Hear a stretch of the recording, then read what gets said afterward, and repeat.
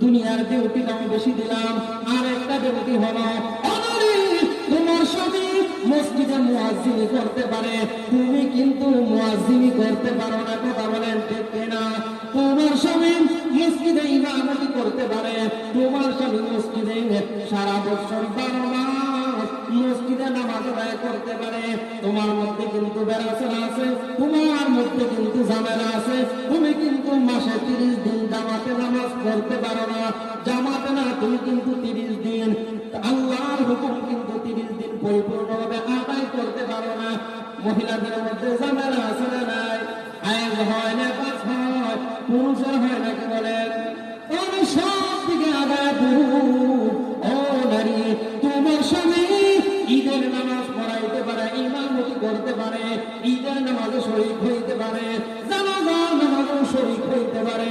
তুমি কিন্তু ঈদের নামাজে যাওয়ার কোনো হুকুম নাই, জানাজার নামাজে যাওয়ার কোনো হুকুম নাই, মসজিদে ইমামতি করার কোনো হুকুম নাই, মসজিদে গিয়ে মুয়াজ্জিন করার কোনো হুকুম নাই।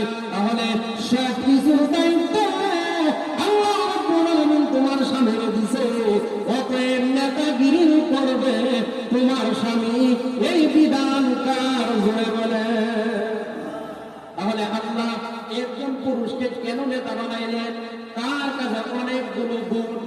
কিন্তু সমাজের মধ্যে এমন আছে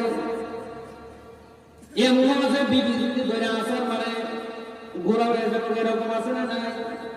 আপনারা বলতে পারেন, হুজুর আপনি যে বললেন পুরুষের কাছে সব গুণ আল্লাহ দিয়েছে, কিন্তু এমন পুরুষ আছে যে পুরুষের বিবি বড় শক্তিশালী, এরকম আছে না নাই?